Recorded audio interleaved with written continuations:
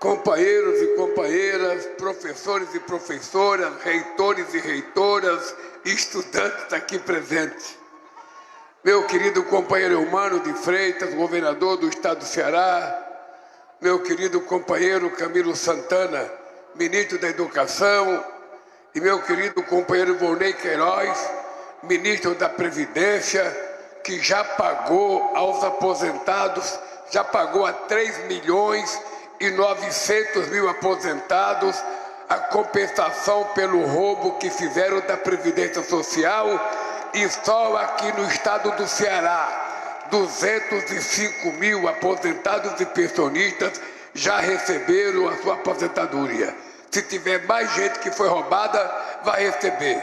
E a gente só vai sossegar quando colocar quem roubou na cadeia e tomar o patrimônio deles para a União. Quero cumprimentar o Jade Romero, a vice-governadora Jade do estado do Ceará. Quero cumprimentar o nosso querido companheiro Romeu, presidente da Assembleia Legislativa do estado do Ceará, e sua esposa. Quero cumprimentar o deputado Guimarães, o deputado Início Oliveira, o deputado Mauro Benavides, o deputado Rogério Monteiro, o deputado Ayrton Cirilo.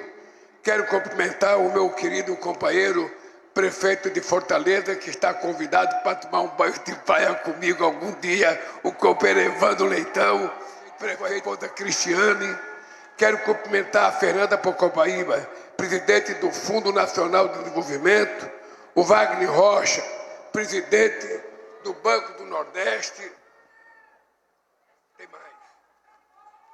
Quero cumprimentar o coronel aviador, que esteve aqui no palco conosco, o Tony Cleidson Barbosa Costa, diretor interino do campo do Instituto Tecnológico de Aeronauta, a Mônica Guise, diretora de Política Pública do TikTok. Ô Mônica, você viu tudo que o Camilo falou, que o Eumano falou, o salário mínimo de R$5.000, água reutilizada e energia renovável nova, com coisas novas que não vai mexer na capacidade de consumo do povo do cearense. E eu quero dizer para vocês, depois cumprimentar a Maria Jéssica, nossa querida professora que falou aqui, dizer para a Mônica e para vocês o seguinte: eu não iria fazer a transposição do Rio São Francisco para fazer um data center. Eu estou fazendo a transposição do São Francisco para resolver um problema crônico de água para beber e para o consumo doméstico de milhões e milhões de cearenses que precisam de água. Mas a empresa tem o compromisso e o governador, e como eu confio no governador, confio no Camilo, confio no povo cearense, confio na capacidade de vocês de cobrar deles, eu estou convencido que esse data center vai ser uma coisa extraordinária para o desenvolvimento tecnológico desse país e para, quem sabe, servir de exemplo para que outros data centers em outra região do país possam ser montados. Dito isso, eu queria dizer para vocês que tem uma pessoa aqui, nesse dia de hoje, que merece palma. Não é o professor nem a professora, não sou eu nem o Eumano. Eu vou contar uma coisa. Eu sou testemunha da obsessão do ministro Camilo de fazer essa carteirinha. A palavra chama-se obsessão. Até que um dia ele pede uma reunião comigo e pede para me chamar a minha outra companheira ministra, a Esther, sabe? Que a Esther está fazendo a carteira nacional para todo mundo, a nova identidade nacional. E a Esther dizia: olha, presidente, não é necessário criar uma carteira de professor, porque nós estamos fazendo a carteira, sabe, profissional, a carteira, sabe, de identidade igual para todo mundo, não vai precisar, porque eu não sei das contas. E ela argumentava, e o Camilo falava: então, Esther, e a carteira dos advogados vai deixar de existir? Ah, não, mas ela já existe, não vai deixar de existir. Então, por que não dos professores, Esther? A Esther, não, por causa disso, ela tentou me convencer. Aí o Camilo falou para mim: presidente, eu não vou brigar com a minha companheira Esther. Eu gosto muito da Esther. Ela tem os seus argumentos, mas eu quero fazer a carteirinha. Sabe o que ele fez? Pediu um dia de licença, assumiu o cargo de senador da República, fez o projeto de lei, aprovou o projeto de lei e vocês agora têm a carteirinha de professor no Brasil inteiro por conta de uma atitude muito corajosa e muito comprometida. Então agora eu vou pedir, não é essa palminha acanhado não, agora uma salva de palmas de verdade para o Camilo Santana. Bem, então, companheiros e companheiras, é um dia de glória para mim, que estou completando 3 anos do meu 3º mandato. É um dia de glória porque eu sonhei muito de que um dia os trabalhadores pudessem chegar à presidência da República. A presidência não foi feita para trabalhador. A presidência foi feita para grandes empresários, para grandes intelectuais, para grandes fazendeiros. Mas trabalhador não estava previsto na lógica das ciências políticas um operário chegar à presidência da República. E quando eu cheguei à presidência da República, eu comecei a pensar em fazer as coisas que pareciam impossíveis de ser feitas.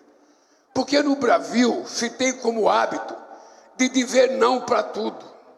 Ah, vai investir nisso? Não, não tem dinheiro. Vai fazer tal coisa? Não, não tem dinheiro. E o tempo vai passando, E eu fico me perguntando, quanto custou a esse país não ter alfabetizado o Brasil há 50 anos atrás? Quanto custou o atraso do analfabetismo nesse país? Eu fico me perguntando, quanto custou a esse país não ter feito reforma agrária quando o mundo inteiro fez logo depois da Segunda Guerra Mundial? Eu fico perguntando quanto custou a esse país não ter feito universidades igual aos outros países do mundo. Eu já disse várias vezes e vou repetir. Cristóvão Colombo chegou em Santo Domingo, na República Dominicana, em 1492. Todo mundo sabe a história. Se não sabe, pergunta para o professor de português do lado, de história do lado, que ele sabe. Pois bem, Cristóvão Colombo chegou em 1492 em Santo Domingo. Cabral chegou aqui em 1500, 8 anos depois. 32 anos depois, não, 40 anos depois, em 1532, já tinha a primeira universidade federal na República Dominicana. 40 anos depois da descoberta. Sabe qual é a diferença? É que no Brasil, a primeira universidade federal só chegou 420 anos depois da descoberta. Isso significa o quê? Isso significa que a elite brasileira que governava esse país nunca teve interesse na educação, porque eles podiam mandar os filhos deles estudar na Inglaterra. Eles podiam mandar os filhos deles estudar em Londres, estudar em Paris, estudar em Harvard, estudar em York, estudar em Madrid, estudar em Coimbra. E o que acontecia com o povo brasileiro? O povo pobre era para cortar cana, era para trabalhar de pedreiro, era para fazer serviços que não são os serviços que são mais valorizados do ponto de vista profissional.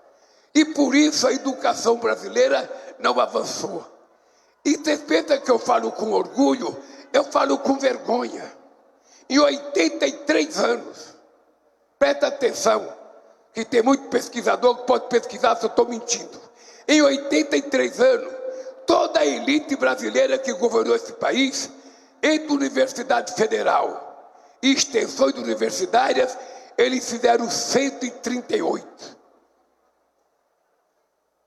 Eu, em apenas 10 anos, já fiz 143. E sou o presidente que mais fiz universidade na história desse país. Eles, em 100 anos, entregaram 140 institutos federais. Nós, em 15 anos, vamos entregar 782 institutos federais. E vamos entregar mais escolas de tempo integral. E vamos integrar mais gente entrando na universidade. E por que isso? E por que isso? Porque os sabidos, quando chega na presidência, eles acham que o povo não precisa estudar. Para que uma menina pobre tem que ter curso universitário? Ela vai ter que trabalhar de empregada doméstica. Ela vai ter que trabalhar numa lojinha, ganhando R$ 1.600, R$ 1.400. E ainda fazer feirão de sábado e domingo. Para quê?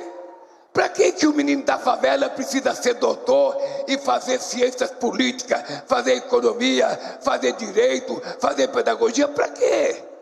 Porque pobre tem que trabalhar. Estudar é coisa de rico. Era assim que era pensado esse país. E qual é o meu problema? O meu problema é que, pelo fato de eu não ter tido oportunidade de estudar, eu quero me vingar da minha história.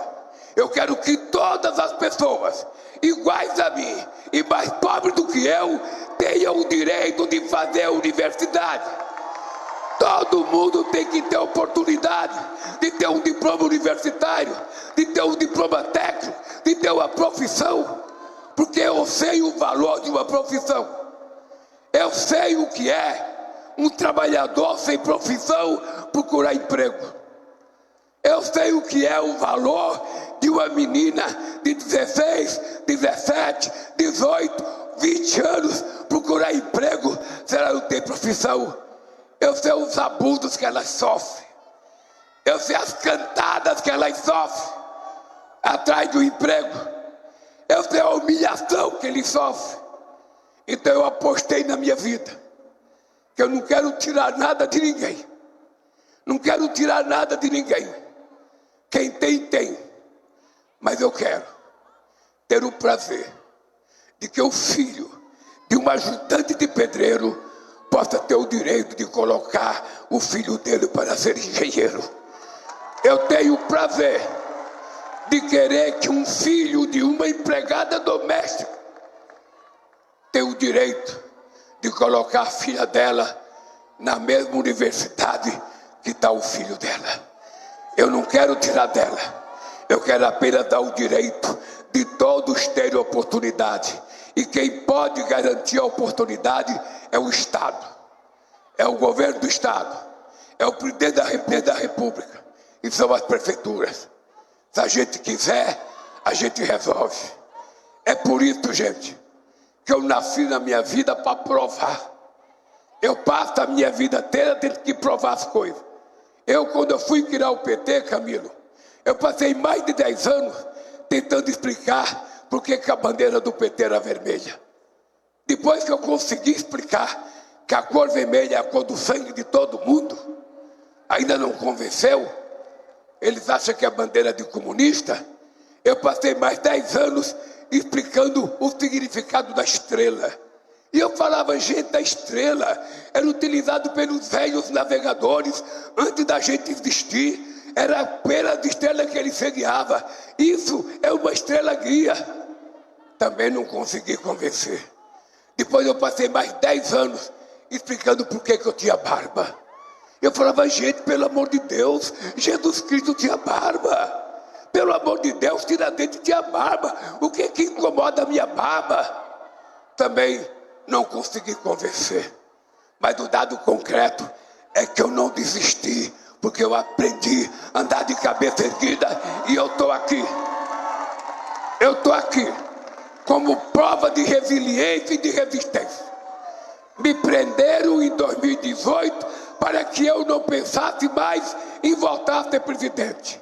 Falaram as maiores calúnias a meu respeito. E vocês não sabem o orgulho que eu nunca contei para vocês. Você não sabe quando eu vi no comício desse moço aqui, ainda para prefeito, que ele perdeu as eleições. Eu estava sendo achincalhado. Eu era o maior ladrão do mundo, segundo a língua dos meus adversários. E a maior alegria que eu recebi foi as mulheres do Ceará levantando um cartão: Lula, ladrão, roubou meu coração. Vocês não têm noção. Vocês não têm noção do significado daquele gesto de vocês na minha vida. Eu poderia ter saído do Brasil, eu poderia ter ido para a embaixada, mas eu sou tinhoso. Eu aprendi com a dona Lindu: teima, não desista, vai em frente. Eu fui para a Polícia Federal, fiquei 580 dias lá. Vieram me oferecer um acordo para sair com tornozeleira. Eu falei que eu não era pombo correio, que eu não queria tornozeleira. E eu não trocava a minha dignidade pela minha liberdade. Eu vou sair inocente. E cá estou eu, pela terceira vez, presidente da República desse país, graças a vocês. E tenho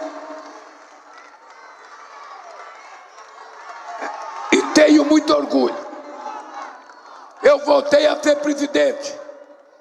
Se perguntarem para mim, Camilo, do que eu tenho orgulho? Eu tenho orgulho da 101 Nordeste, ligando o estado do Ceará, Pernambuco, Rio Grande do Norte e Paraíba. Se perguntarem para mim, eu tenho orgulho da Transnordestina, que era para ter acabado em 2012. Ela não acabou. Eu voltei e quero andar nesse trem, chegando ao porto de Pecém o ano que vem. Dom Pedro tentou fazer a transposição do Rio São Francisco em 1846. Precisou chegar em 2003. Um cara que tinha sido vítima da fome em Garanhuns, um moleque de 7 anos, que saiu agarrado no rabo da saia da mãe, para ir para São Paulo, para não morrer de fome e para encontrar com meu pai. Chegou lá, o que eu encontrei não foi meu pai, foi um outro homem, casado com outra mulher e já tinha mais 4 filhos. A minha mãe, analfabeta, deu um show de dignidade. Ela se separou do meu pai, foi morar num barraco e ela criou 8 homens e 3 mulheres. E o caçula dela virou presidente da República desse país. Então, nós vamos acabar com esse problema da água, porque nós vamos ter que resolver esse problema de cinturão das águas o ano que vem. Eu não quero nunca mais ver um cearense dizendo que não tem água para beber, porque a água vai vir para cá, porque vocês têm direito e nós temos a obrigação de garantir que ninguém morra por falta de um copo d'água, que uma cabrinha morra por conta de falta d'água, que um jegue morra por falta d'água. Essa é a obrigação do Estado. A seca é um problema da natureza. A fome, por conta da seca, é falta de vergonha na cara de quem governa esse país durante tanto tempo. Não tem nada impossível quando a gente tem disposição. É por isso, companheiro Camilo e companheiro Mano, eu completei 80 anos dia 27 de outubro. Não ganhei presente de vocês, nem seu nem de vocês. Não me deram presente, não tem problema. E as pessoas perguntam: ô Lula, você não está velho? Não, eu estou com 80 anos. Os anos passam, mas eu não estou velho, porque quem tem uma causa não envelhece. A velhice é falta de motivação na cabeça das pessoas, e eu tenho uma motivação. Eu quero esse povo brasileiro vivendo bem, comendo bem, trabalhando bem, estudando bem, passeando, tendo acesso à cultura. É possível fazer desse país um país grande, um país que tem um povo generoso, um país que tem um povo extraordinário, um povo extraordinariamente bom. Então eu tenho sonho. Então eu vou inaugurar a Transnordestina. Eu vou inaugurar o fim da sede da água aqui no estado do Ceará. Eu vou inaugurar hoje o começo de uma indústria automobilística aqui no estado do Ceará para produzir carro elétrico. Espero Camilo e Romano e Mônica vir fazer a festa do lançamento da pedra fundamental do call center. Mas o que eu quero mais, não é mais falar de educação, porque o Camilo já falou de educação, o Romano já falou de educação. Eu quero falar de uma coisa. Eu agora quero aproveitar vocês aqui e quero falar diretamente para os homens que estão aqui. Quero falar para professores, quero falar para reitores, quero falar para os homens, para deputados, para governador, para ministro. Quero falar para vocês. Nós, os homens, temos que tomar uma atitude. Eu vou fazer um desafio para nós homens. Nós homens não podemos mais ficar quietos, ficar passivos contra a violência que está se estabelecendo nesse país contra as mulheres desse país. Não é problema das mulheres, é problema de um animal chamado homem. É problema nosso não permitir que aconteça com as mulheres brasileiras o que a gente viu nos meios de comunicação essa semana. Um canalha qualquer atropelou a mulher, arrastou ela por 1 quilômetro e a coitada teve a perna amputada, as duas pernas. Um outro em Recife trancou a mulher dentro de casa grávida com 3 filhos e tocou fogo na casa para matar a mulher e 3 filhos. Um outro canalha pegou 2 pistolas e descarregou a pistola da sua mulher e matou. E um outro canalha na Bahia pegou uma criança de 2 anos, bateu nela e estuprou uma criança de 2 anos. Ou seja, isso não pode ser normal. Isso não pode fazer parte do procedimento da espécie animal que é considerada a única inteligente. Isso não é inteligente, isso é burrice, isso é maldade, isso é cretinice, e nós homens precisamos nos colocar contra esse tipo de homem, porque não tem punição para a gente punir um safado que bate na mulher. Ninguém é obrigado a morar com ninguém. Se um cidadão mora com a sua esposa e não gosta mais dela, se separe dela e deixe ela viver a vida dela. A mulher não é obrigada a morar com você porque você gosta dela. É preciso saber se ela gosta de você, porque ela também tem direito. Ela tem direito. Amor é uma coisa feita a 2, não é de um só. O que não dá é para ter violência. Eu fui educado por uma mãe analfabeta, que o dia que meu pai foi me bater, e a mangueira que meu pai foi me bater, bateu na cabeça dela, ela foi embora de casa. Ela não ficou mendigando o amor do meu pai a troca de um prato de comida. E eu acho que a coisa tem piorado nesse país. O cara chega em casa, acha que a mulher é escrava dele, tem que fazer comida para ele meia-noite. Ele quer que a mulher lave a cueca dele todo dia. Ele vai tomar banho e fica: cadê minha toalha, cadê minha cueca, cadê meu sabonete? E se a mulher não está em casa, a mulher não presta. É preciso mudar de comportamento. E eu vou liderar o movimento. Presta atenção no que eu estou dizendo, companheiro deputado. Eu vou liderar o movimento. Eu vou conversar com todos os poderes desse país. Nós homens que temos caráter, que temos dignidade, que tratamos as mulheres com respeito. Não podemos aceitar que alguém ligado a gente seja violenta contra a mulher. Nós não podemos. É preciso ter um jeito nesse país. É preciso ter um jeito. Minha mãe dizia: meu filho, se um dia você tiver que levantar a mão para bater na sua mulher, vai embora de casa.